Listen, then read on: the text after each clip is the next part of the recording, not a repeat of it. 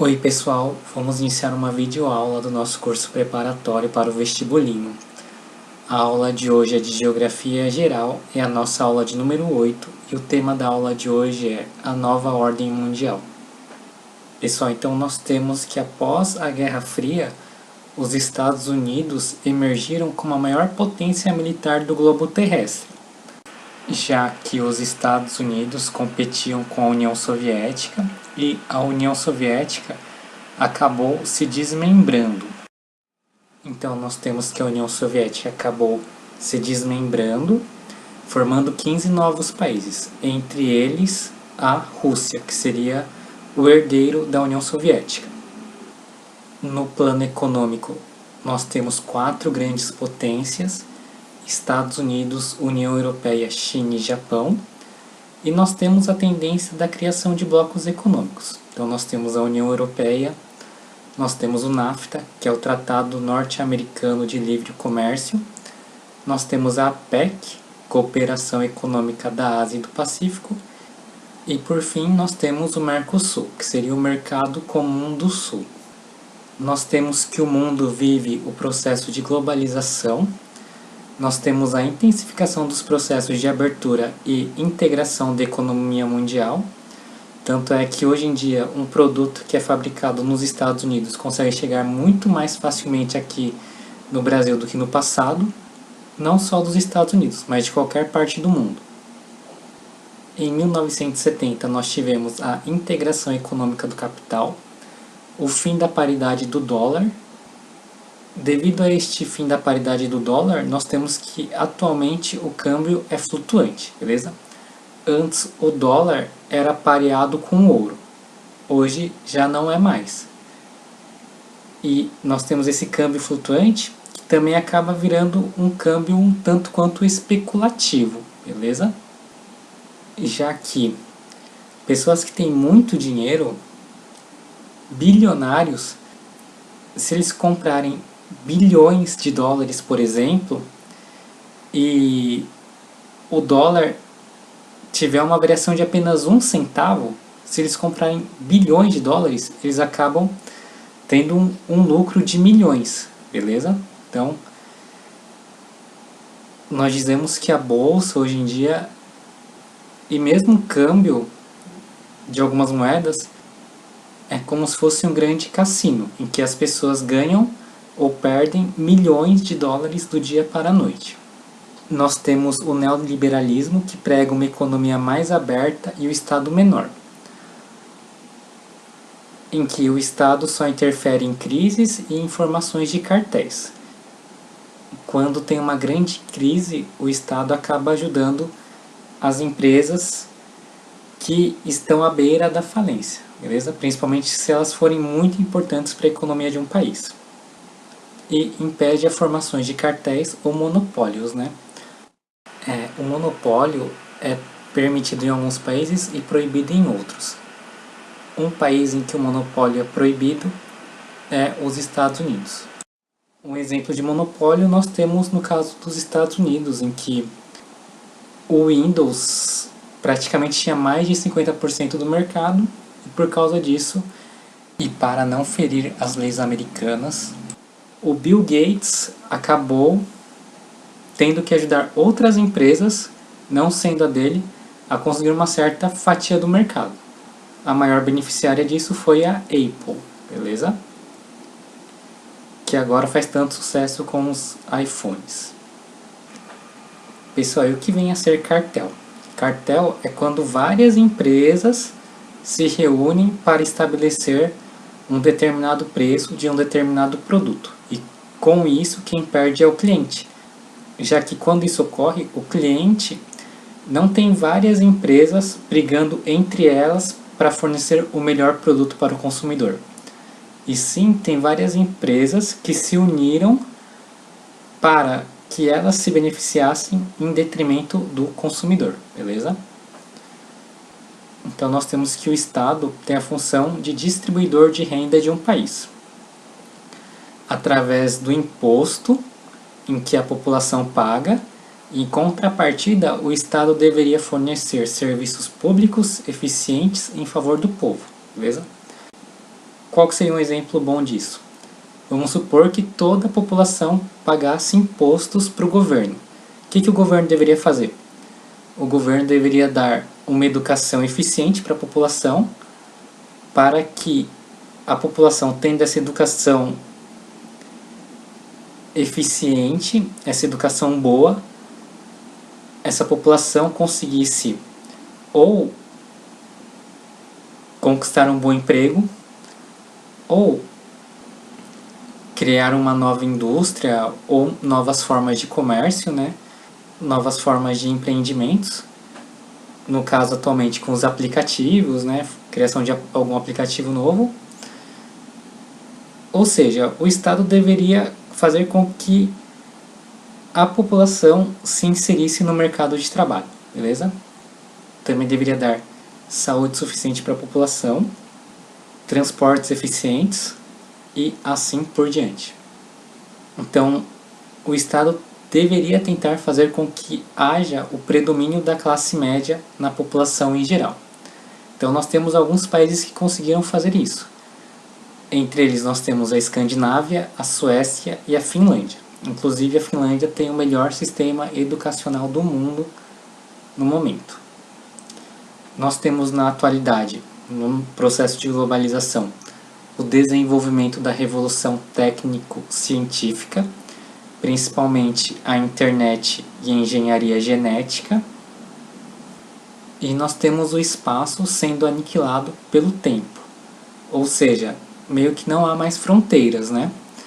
Atualmente é muito mais fácil a gente ir de um país para o outro, e é muito mais fácil também a gente fazer uma videoconferência. A gente consegue conversar praticamente com qualquer pessoa de qualquer lugar do mundo, beleza? Desde que tenha chegado a tecnologia nesse lugar. Nós temos um aumento da qualidade de vida e sobrevida do ser humano, né? Atualmente as pessoas vivem muito mais do que no passado. Nós temos desenvolvimento de novas células produtivas, né? Nós temos principalmente na parte da computação aplicativos que fazem com que o ser humano tenha gerado novas formas de negócios. Nós temos o Uber e diversos outros aplicativos com vários tipos de negócios sendo desenvolvidos todos os dias em diversas partes do mundo. Nós temos o capital volátil, né, que já foi um pouco elucidado anteriormente. E nós temos a bolsa de valores, que seria praticamente um cassino, né? Claro, a gente fala assim um cassino, mas tem toda uma forma de como ganhar dinheiro na bolsa de valores, em qual empresas investir, tudo mais assim. As coisas às vezes não são tão na sorte quanto parecem, beleza? Em alguns casos é pura sorte, beleza? E em outros tem toda uma estratégia para saber qual que seria o melhor investimento. Nós temos que os países tentam receber capital fazendo alianças em blocos regionais para atrair capital estrangeiro, beleza? Principalmente das grandes multinacionais. Então nós temos aqui, por exemplo, o caso do Mercosul. Se uma empresa estrangeira resolvesse investir só no Brasil e o Brasil não estivesse inserido no Mercosul, essa fábrica instalada no Brasil só poderia vender os seus produtos no Brasil. Já se o Brasil estivesse inserido em um bloco maior com outros países, como por exemplo o Mercosul, essa fábrica poderia se instalar no Brasil e vender seus produtos para os países vizinhos. Nós temos a maior flexibilização do trabalho, principalmente com a terceirização, né? Em que isso facilita muito o processo de contratação e demissão das pessoas e diminui muito a burocracia e os encargos pagos pelo governo. A principal desvantagem da terceirização é que o funcionário não tem mais aquela segurança que ele tinha no passado, né? De entrar em uma empresa e ficar praticamente a vida inteira dele nessa empresa que ele acabou de entrar, beleza? digamos assim, gera uma maior instabilidade para um funcionário, gera uma maior segurança para o empregador. Isso seria uma desvantagem para o funcionário. E qual seria a vantagem para o funcionário? Seria que com essa maior flexibilização do trabalho, com essa maior facilidade de contratação e demissão de uma pessoa, as empresas acabam contratando mais. Então, embora haja maior instabilidade para o funcionário, ele consegue emprego mais facilmente, beleza? Já que, se não tiver esse processo de terceirização, fica muito burocrático contratar um funcionário. Então, as empresas acabam demorando mais para contratar um funcionário e também acabam contratando menos, beleza? Então, essas seriam as vantagens e as desvantagens da terceirização. Então, quais que seriam os problemas da globalização? Seria a intensificação da exclusão social e do desemprego, já que com esse processo de globalização acaba havendo um processo de automação das indústrias. Então, enquanto que no passado havia necessidade de ter um grande número de funcionários para fabricar determinada peça em uma indústria, atualmente, com o processo de automação, uma máquina consegue fazer o trabalho de várias pessoas, beleza? Então, é a máquina facilitando a vida da população, né? E com essas facilidades, algumas pessoas acabam perdendo o emprego, beleza? É igual aquele velho exemplo da fábrica de velas, né? Quando surgiu a lâmpada, né, várias pessoas que trabalhavam na fábrica de velas perderam seus empregos. Infelizmente, é a tecnologia, né, que vai avançando, vai melhorando os processos produtivos e, com isso, menos mão de obra é necessária. Nós temos o aumento da xenofobia, né? Xeno seria de fora e fobia seria medo, ou seja, xenofobia seria aversão ao estrangeiro, ao de fora. Por que o processo de xenofobia acontece em alguns países? Por exemplo, em alguns países europeus, eles veem que as pessoas de fora acabam pegando o emprego das pessoas nativas. Então, tem essa certa aversão ao estrangeiro. Nos Estados Unidos também. Nós temos que o americano às vezes vê que a pessoa que vem de fora acaba pegando o emprego dele, e com isso a população local às vezes se sente um pouco ameaçada por este fato. Pessoal, um detalhe importante é que muitas vezes os estrangeiros que vão nesses países mais desenvolvidos acabam trabalhando em serviços que a população local não gostaria de trabalhar neles, que são serviços mais pesados e que ganham menos e com menos prestígio social, beleza? Uma exceção seria a fuga de cérebros, mas isso a gente vai ver mais pra frente, em que pessoas com alta escolaridade de países subdesenvolvidos ou países em desenvolvimento vão para as potências trabalhar em serviços altamente qualificados, como os médicos, engenheiros, entre outros. Nós temos o aumento do fundamentalismo religioso, uma certa intolerância, em que em alguns países árabes, por exemplo, há certa aversão a judeus e cristãos, enquanto que em alguns países cristãos pode haver alguma certa aversão a estrangeiros de outras religiões, beleza? Ou mesmo pessoas locais que possuem outras religiões. Então isso pode acontecer em várias partes do mundo, né? Principalmente com as minorias, como já ocorreu em várias outras ocasiões no passado. Nós temos o aumento dos conflitos e dos movimentos separatistas. Então, nos casos dos movimentos separatistas, nós temos alguns grupos de pessoas que têm, às vezes, uma etnia diferente do país em geral, e por isso eles gostariam de se separar, por terem uma etnia diferente. Ou nós temos alguns grupos de pessoas com uma religião diferente do restante do país, e por isso eles querem se separar.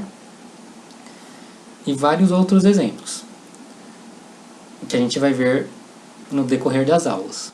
Pessoal, então um exemplo de movimento separatista étnico seria a da Catalunha, na Espanha, em que na Espanha há uma região em que moram os catalães, que possuem uma língua diferente da língua espanhola e possuem uma etnia diferente. Por isso eles gostariam de sair da Espanha e formar um país próprio. Isso, infelizmente, é difícil de ocorrer, porque caso a Espanha ceda para um grupo étnico, ela vai ter que ceder para os outros grupos étnicos do país que também queiram se separar. Outro exemplo de movimento separatista, agora de cunho religioso, seria o da Irlanda do Norte, em que a minoria das pessoas de lá é católica, enquanto que o restante da população é de maioria protestante. O grupo que quer a separação é o IRA, que gostaria que a Irlanda do Norte se integrasse à Irlanda, beleza? Já que a maioria da população da Irlanda é católica e a maioria da população do Reino Unido é protestante, beleza? Nós temos o aumento dos conflitos, né? Esses conflitos podem ser devido a etnias diferentes, ou pode ser por causa de religiões diferentes, beleza? Também a gente vai ver mais pra frente isso em algumas das nossas próximas aulas. Nós temos o conflito norte-sul, em que os países do norte são centrais e desenvolvidos, né? Eles possuem um elevado desenvolvimento tecnológico, exportam tecnologia, produtos industrializados e de alto valor agregado e financeiro. Exportam capital, investimento, dinheiro, poupança externa e movimentam a economia de vários países. Eles possuem elevado padrão de vida, baixo analfabetismo, uma expectativa de vida muito alta e moeda de valor elevado. Eles recebem royalties de produtos inventados e recebem juros de dívidas externas. Então nós temos que os países do norte, eles possuem um índice de desenvolvimento humano melhor, uma qualidade de vida melhor. Eles exportam tecnologia, né? E com isso eles recebem muitos royalties, já que um iPhone chega a custar muito mais do que vários quilos de determinada matéria-prima, beleza? E nós temos os países do sul, que são os periféricos ou subdesenvolvidos. Eles têm uma elevada dependência econômica, os três setores da economia não são equilibrados, eles recebem capital e tecnologia externa, possuem uma elevada desigualdade social e baixo padrão de vida, e tem predominância de exportações de produtos de baixo valor agregado, principalmente aqueles relacionados à agricultura, aqueles relacionados à mineração, ou seja, são produtos que, mesmo sendo vendidos, não conseguem ter um bom lucro com eles. E devido a esse fato, sua balança comercial fica deficitária. Então nós temos alguns problemas da atualidade. Os maiores problemas da atualidade referem-se ao uso abusivo dos recursos naturais, com a possibilidade de seu término, e os problemas climáticos referentes ao efeito estufa e suas consequências. Claro que nós temos outros problemas, como por exemplo os conflitos religiosos, a questão do terrorismo, entre vários outros. Pessoal, vamos fazer agora alguns exercícios para ficar mais claro o que a gente acabou de estudar. Exercício 1. Entre 1955 e 1973, um grupo de líderes internacionais tentou criar as bases daquilo que ficou conhecido como Movimento dos Não Alinhados. A esse respeito, é correto afirmar. Então, nós temos aqui que, pelo período que ele nos deu, de 1955 a 1973, nós estamos ainda no contexto da Guerra Fria, beleza? Então, nós temos aqui que a melhor alternativa é a alternativa A. O movimento procurava estabelecer uma política diplomática independente dos Estados Unidos e da União Soviética, as duas superpotências da época. Então, a alternativa A é a alternativa correta, é a alternativa da questão. Então, alternativa B, né? Tratava-se de um movimento de países do terceiro mundo que reunia apenas líderes que não estivessem comprometidos com os interesses da União Soviética. Então, alternativa B, errada. O grupo dos não alinhados tentava estabelecer uma política diplomática independente dos Estados Unidos e da União Soviética, beleza? Então, não apenas da União Soviética, mas também dos Estados Unidos. C. Tratava-se de um movimento que tentava elaborar uma alternativa política à social-democracia europeia e ao comunismo da China e dos países do leste europeu. O movimento visava uma política diplomática independente dos Estados Unidos e da União Soviética, beleza? Então, por isso que a alternativa C não está tão correta assim, né? Não é tão completa quanto a A. D. Os princípios do movimento definidos na Conferência de Bandung em 1955 indicavam o alinhamento dos países do terceiro mundo com as chamadas potências desenvolvidas. Errado, ele visava um caminho alternativo, né? Um caminho de não alinhamento tanto com os Estados Unidos quanto a União Soviética. Então, alternativa D, errada. Alternativa E. A Conferência de Belgrado, em 1961, condenou a instauração do regime comunista em Cuba, liderado por Fidel Castro. A Conferência de Belgrado não condenou a instauração do regime comunista em Cuba, beleza? Então, alternativa E, errada. 2. Cansados do domínio americano do sistema financeiro global, 5 potências emergentes vão lançar esta semana sua própria versão do Banco Mundial, BIRD, e Fundo Monetário Internacional, FMI. Brasil, Rússia, Índia, China e África do Sul, o chamado grupo do BRICS, estão buscando alternativas à ordem mundial existente, segundo as palavras de Haroldo Trincunas, diretor da iniciativa latino-americana do Brookings Institute.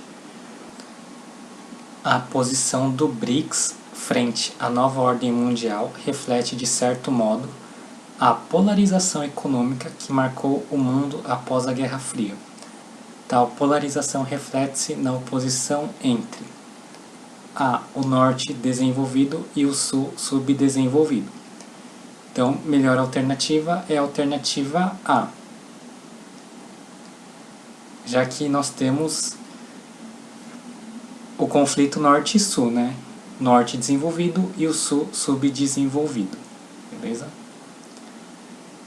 Vamos para as outras alternativas. Alternativa B, o leste socialista e o oeste capitalista. Aí tá errado, né? Já que o leste socialista e o oeste capitalista é no contexto da Guerra Fria, né? Não mais na nova ordem mundial. C, as economias planificadas e as economias de mercado. Também contexto de Guerra Fria, em que as economias planificadas representam o socialismo e as economias de mercado representam o capitalismo. D, as potências industriais e as sociedades agrícolas. Errado. E, os países imperialistas e as nações neocoloniais. Errado também, né? Então, melhor alternativa, alternativa A. Os países imperialistas e as nações neocoloniais é mais na época entre a primeira revolução industrial e a Segunda Guerra Mundial, né? Em que os países imperialistas tinham colônias em vários locais do mundo, né? Principalmente África e Ásia, e que após a Segunda Guerra Mundial, as nações que eram colônias se tornaram independentes, né? No que a gente viu na aula anterior. Já que após a Segunda Guerra Mundial, os países imperialistas europeus não tinham mais condições de manter suas colônias, beleza? Já que estavam destruídos após a Segunda Guerra. 3. G20 adota linha dura para combater crise. Grupo anuncia maior controle para o sistema financeiro. Cercada de expectativas, a reunião do G20, grupo que congrega os países mais ricos e os principais emergentes do mundo, chegou ao fim, em Londres, com o consenso da necessidade de combate aos paraísos fiscais e da criação de novas regras de fiscalização para o sistema financeiro. Além disso, os líderes concordaram, dentre várias medidas, em injetar 1,1 trilhão na economia para debelar a crise. A passagem da década de 1980 para a de 1990 ficou marcada como um movimento histórico no qual se esgotou um arranjo geopolítico e teve início uma nova ordem política internacional cuja configuração mais clara ainda está em andamento. Conforme se observa na notícia, essa nova geopolítica possui a seguinte característica marcante. Então, melhor alternativa, alternativa B, aumento do número de polos de poder mundial. Vamos às outras alternativas. A diminuição dos fluxos internacionais de capital. Errado, houve um aumento dos fluxos internacionais de capital. C. Redução das desigualdades sociais entre o Norte e o Sul. Errado, não houve uma redução significativa das desigualdades sociais entre o Norte e o Sul. D. Crescimento da probabilidade de conflitos entre países centrais e periféricos. Errado também, né? Não houve um aumento da probabilidade de conflitos entre países centrais e periféricos. Então, a melhor alternativa seria a alternativa B, né? Em que nós passamos de um mundo bipolar, né? União Soviética e Estados Unidos, para um mundo multipolar, beleza? Principalmente no plano econômico. 4. Para responder à questão, leia o fragmento abaixo. Em 4 de outubro de 1957, quando os soviéticos colocaram em órbita o primeiro satélite artificial, Sputnik 1, o mundo vivia sob tensão constante. Hoje, a Guerra Fria não existe mais, mas o clima no espaço ainda está longe de refletir o ambiente de interação globalizada que mudou a economia, a política e a ciência em terra firme. Ao contrário do que acontece em outras áreas tecnológicas, o país que quiser lançar satélites por conta própria hoje tende a aprender sozinho. Os americanos não querem que a tecnologia de lançadores de satélites que pode ser utilizada para lançar bombas caia na mão de determinados países, mesmo que sejam amigos. Mesmo quando existe um projeto envolvendo vários países, como a Estação Espacial Internacional, a colaboração se dá mais pela divisão do trabalho do que pela transparência da tecnologia entre os países. Hoje, apenas Estados Unidos, União Europeia, Rússia, China, Índia e Japão são capazes de colocar satélites em órbita. Cada um aprendeu a fazê-lo sozinho. O fim da Guerra Fria entre os Estados Unidos e a União Soviética e o novo avanço do capitalismo com a globalização mundial estabeleceram uma nova ordem geopolítica. Sobre esse assunto é correto afirmar que, então, nós temos que a melhor alternativa é a alternativa D. Surgiram blocos econômicos regionais, novos centros de poder como o Japão e a União Europeia, e tensões entre interesses políticos e econômicos dos países desenvolvidos do Norte e subdesenvolvidos do Sul, beleza? Pessoal, essa questão aqui é importante a gente perceber o seguinte, né? Ele pede assim: com a globalização mundial, estabeleceram uma nova ordem geopolítica. Sobre esse assunto é correto afirmar que. Então, é relacionado a esse assunto aqui, né? O assunto que trata o texto. Então, do assunto que trata o texto, a melhor alternativa é a alternativa D, né? Já que falam de novos poderes além da ex-União Soviética e os Estados Unidos, né? Esses novos centros de poder seriam o Japão e a União Europeia, e as tensões ainda existentes entre os países desenvolvidos do norte e os países subdesenvolvidos do sul, em que o texto retrata que os países que detêm a tecnologia não ensinaram para os países que não detêm a tecnologia de como enviar satélites e como manter satélites em órbita, beleza? Então, melhor alternativa, alternativa D. Exercício 5. A queda das torres do World Trade Center foi certamente a mais abrangente experiência de catástrofe que se tem na história, inclusive por ter sido acompanhada em cada aparelho de televisão nos 2 hemisférios do planeta. Nunca houve algo assim. E sendo imagens tão dramáticas, não surpreende que ainda causem forte impressão e tenham se convertido em ícones. Agora elas representam uma guinada histórica? A guinada histórica, colocada em questão pelo historiador Eric Hobsbawm, associa-se à seguinte repercussão internacional da queda das torres do World Trade Center. Então, melhor alternativa, alternativa C, intensificação da presença militar norte-americana no Oriente Médio, beleza? Já que com a queda das Torres Gêmeas, os Estados Unidos declarou guerra ao terrorismo, né? E devido a essa guerra ao terrorismo, ele intensificou sua presença militar em locais que abrigavam grupos terroristas, né? Nós temos aí principalmente o Afeganistão, que os Estados Unidos invadiu após a queda das Torres Gêmeas.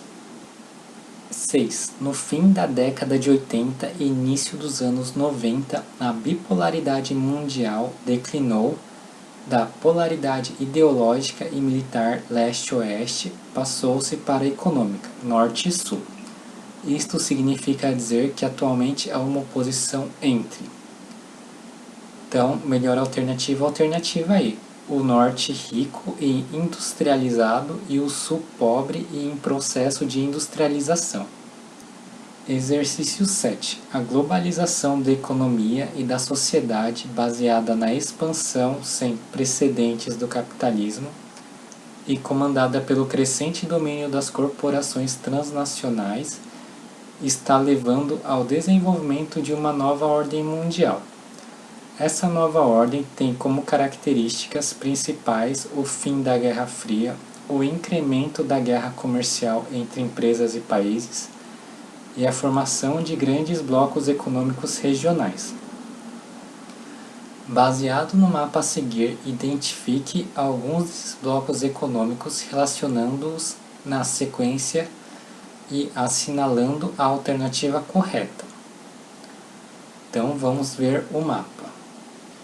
Então, o número 1 nós temos a União Europeia, o número 2 nós temos o NAFTA, o número 3 nós temos o Mercosul e o número 4 nós temos a APEC. Então, a melhor alternativa é a alternativa C. União Europeia, NAFTA, Mercosul e Bloco Asiático, beleza? Correspondente à APEC. Exercício 8. Com o fim da Guerra Fria, a divisão do mundo em 3 grupos de países: capitalistas desenvolvidos, capitalistas subdesenvolvidos e socialistas, teve suas bases enfraquecidas, o que deu origem a uma nova ordem econômica. Podemos relacionar a esta nova realidade todas as opções a seguir, exceto uma, assinale-a. Então, a alternativa E seria a alternativa da questão, já que ele quer a incorreta, beleza? A alternativa E diz o seguinte: a nova ordem criou uma situação de estabilidade e segurança, o que não existia na ordem da Guerra Fria. Já que esta estabilidade e segurança não foi criada na nova ordem mundial, né? Nós temos ainda alguns conflitos pelo mundo e também temos a questão do terrorismo. Então, essa questão de segurança e estabilidade ainda não foi criada na nova ordem mundial. Vamos para as outras alternativas. Alternativa A: os polos de poder da nova ordem mundial apresentam contornos supranacionais, sendo uma consequência da internacionalização dos fluxos de capitais. Verdadeiro. B. Na Europa, a Alemanha unificada funciona como eixo de ligação entre o leste e o oeste do continente. Verdadeiro também. C. As reformas econômicas chinesas representam uma reorganização radical do espaço do leste asiático. Verdadeiro. D. Os dragões asiáticos e os países pobres da Ásia Meridional funcionam como áreas de transbordamento dos capitais japoneses. Verdadeiro também, beleza? Na alternativa A, os contornos supranacionais, né? A gente pode citar como exemplo os blocos econômicos. A B também está certa, né? Já que a Alemanha funcionava como um eixo de ligação, em que o leste representava o socialismo e o oeste o capitalismo, né? Se as reformas econômicas chinesas representam uma reorganização radical do espaço do leste asiático, já que a China, com sua mão de obra barata e com os incentivos que ela dá para empresas estrangeiras fabricarem em seu país, ela meio que reorganiza o espaço do leste asiático, beleza? Já que muitas empresas do leste asiático preferem se instalar na China do que nas suas nações de origem. Os dragões asiáticos e os países pobres da Ásia Meridional funcionam como áreas de transbordamento dos capitais japoneses. Verdadeiro também, né? Já que o capital japonês tenta buscar novas fontes de lucro investindo nos países da Ásia Meridional e nos dragões asiáticos. Então, melhor alternativa é a alternativa E, já que a questão quer a alternativa incorreta. Exercício 9. O espaço geográfico mundial no período da Guerra Fria, 1945 a 1991, estava regionalizado em blocos de acordo com as condições socioeconômicas dos países integrantes e o sistema adotado por influência das superpotências. Desse modo, o mundo estava regionalizado em... Então, melhor alternativa, alternativa C. Primeiro mundo, que correspondia aos países capitalistas desenvolvidos. Segundo mundo correspondia aos países socialistas. E o terceiro mundo aos países subdesenvolvidos capitalistas, beleza? Então, melhor alternativa, alternativa C. Pessoal, vamos dar uma olhada aqui no mapa, só para a gente ter uma noção de uma certa ideia. Aqui nós temos a área de influência dos Estados Unidos, né?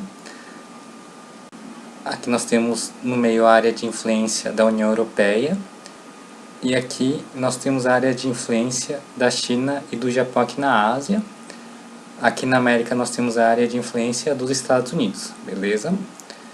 E nós temos uma linha aqui que divide o mundo em dois, né? Uma linha preta. Na parte de cima seriam os países do norte desenvolvidos. E na linha de baixo seriam os países do sul, os países em desenvolvimento, beleza? O que podem perguntar para vocês desse conflito norte e sul, né? Seria que alguns países que estão no sul geográfico, como por exemplo a Austrália e a Nova Zelândia, estão enquadradas no países do norte desenvolvidos, beleza? Apesar deles estarem geograficamente no sul. Outra coisa que podem perguntar também é que, por exemplo, nós temos aqui a Coreia do Norte, que está nos países do norte, né? Porém, ela é muito mais subdesenvolvida que a Coreia do Sul, beleza? Então, embora essa linha preta traçada aqui represente que a maioria dos países do norte são desenvolvidos e do sul são subdesenvolvidos. Existem algumas exceções, beleza? Já que aqui a Coreia do Norte está no norte, mas a Coreia do Norte é um país que vive em uma ditadura, é um país socialista e que a população vive mal, tem um baixo IDH. Enquanto que a Coreia do Sul é um país capitalista, desenvolvido, em que o IDH da população é alto e tem uma condição de vida melhor do que a Coreia do Norte. Só lembrando que a Coreia do Sul é uma democracia, enquanto a Coreia do Norte é uma ditadura.